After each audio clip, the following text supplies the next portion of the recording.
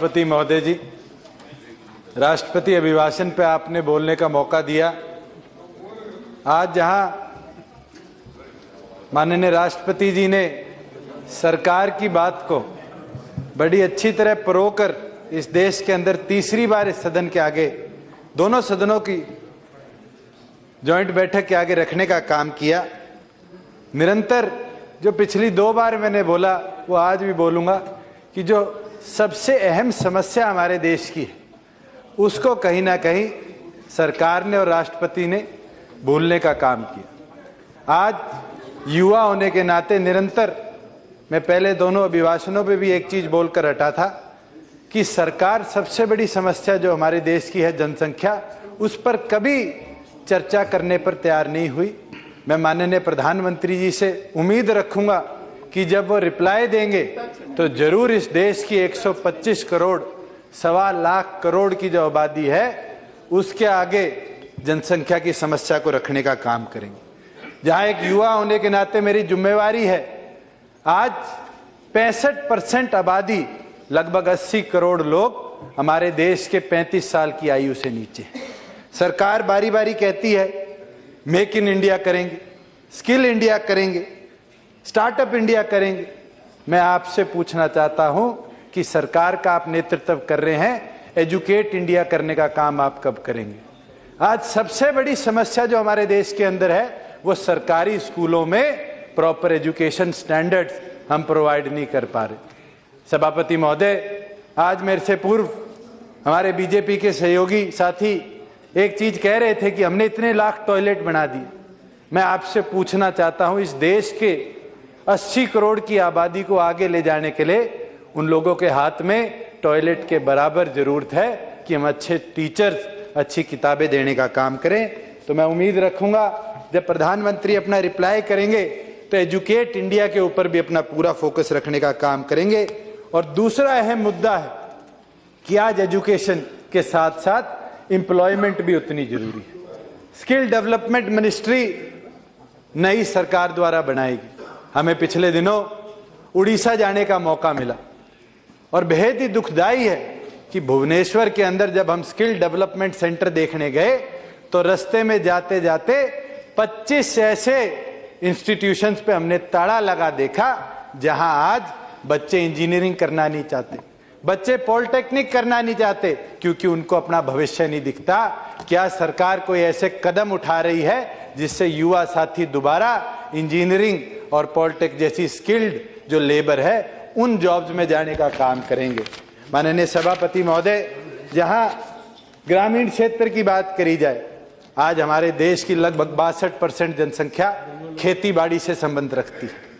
सरकार ने पिछले 3 महीनों से निरंतर एक मुहिम चला रखी है और बारी बारी सरकार का जहां भी नाम आता है किसानों के इंश्योरेंस की बात आती है। राष्ट्रपति जी ने भी फार्मर इंश्योरेंस की बात करी। अभी पिछले दिनों जब फाइनेंस मिनिस्टर ने अपना बजट निकाला तो देश के हर व्यक्ति ने उसको कृषि बजट बनाकर देखने का काम किया।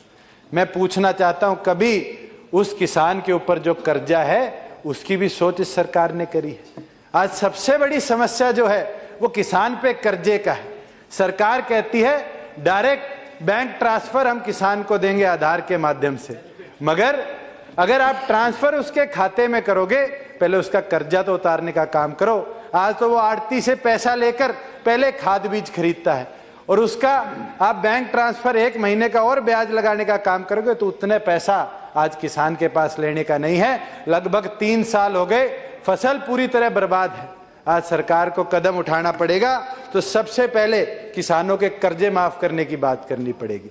जहां इंश्योरेंस की बात करी जाती है, धन्यवाद करूंगा सरकार का कि सरकार ने ब्लॉक से उठाकर गांव पर एक यूनिट को लाने का काम किया है, मगर आज किसान का यूनिट उसका गांव नहीं होता, उसका खेत होता है। अगर असली लाभ आपने किसान को देना है तो इस इंश्योरेंस स्कीम के अंदर किसान के खेत को आपने यूनिट बनाना पड़ेगा। जब फसल बर्बाद होगी तभी जाकर किसान आबाद होगा। माननीय सभापति महोदय, जहां ई मार्केट की बात करी गई, इलेक्ट्रॉनिक मार्केट का आपको एक चीज बताना चाहूंगा। पिछले साल दुष्यंत जी प्लीज कंक्लूड नाउ। सभापति महोदय, जब आप कुर्सी पे होते हो जब भी आपको स्पीकर बोलने का मौका देती है, छोटी पार्टी है, पार्टी का हिसाब से टाइम देते हैं ना, मैं क्या करूं? Decided by honourable speaker, please conclude now. 4 minute मांगूंगा, उसके अंदर मैं अपनी नहीं 1 मिनट में आप कृपया कंक्लूड करिए ना। सरकार ई मार्केट की बात करती है। आज ग्वार जब मार्केट में गई तो 1200 रुपए से 33,000 दाम पहुंच गया, और जब मंडी के अंदर किसान बेचने आया तो उसको 1900 2000 के दाम पर अपनी ग्वार बेचनी पड़ी। जहां सरकार हाउसिंग फॉर ऑल की बात करती है, ये मैं नहीं, सरकार का डाटा बताता है कि सरकार ने पिछले 1 साल के अंदर हरियाणा प्रदेश में एक घर बनाने के लिए पैसा नहीं दिया। और मैं नहीं, देश का डाटा बनाता है कि जेएनएम के तहत जो फ्लैट बने थे, आज भी 2,45,000 फ्लैट खाली पड़े हैं।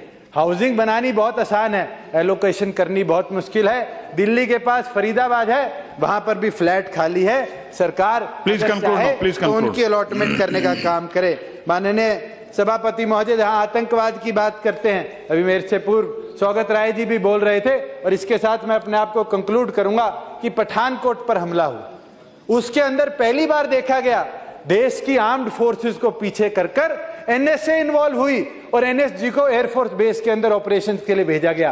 कि आज हमारे एयरफोर्स के जो जवान थे, जिन्हें अपने सीने पे गोलियां खाकर इस देश के लिए शहादत दी, क्या वो कामयाब नहीं थे, काबिल नहीं थे उस देश की सुरक्षा करने के लिए? 4 दिन लगे उस ऑपरेशन को कंक्लूड होने में। और इसका फेलियर जो था, माननीय सभापति महोदय, मैं कंक्लूड कर रहा हूं, केवल मात्र मेरे को एक मिनट का समय दीजिए। वहां फेलियर रहा। Half minute you conclude now, last minute 60 second I am talking about. माननीय सभापति महोदय, जहां फेलियर रहा, हरियाणा के अंदर भी उसी तरह का फेलियर रहा। हरियाणा 9 दिन बंद रहा। हरियाणा के मुख्यमंत्री ने, प्रदेश के गृह मंत्री ने 9वें दिन जाकर इंटरफेयर कर हरियाणा की स्थिति के बारे में सोचने का काम किया। अगर पहले दिन भारत सरकार और हरियाणा की सरकार हरियाणा में इन्वॉल्व हो जाती तो हरियाणा के अंदर थैंक यू जान नहीं जाती। आज 32 लोगों की जान लेने का काम केंद्र की और प्रदेश की सरकार ने करने का काम किया। मैं तो माननीय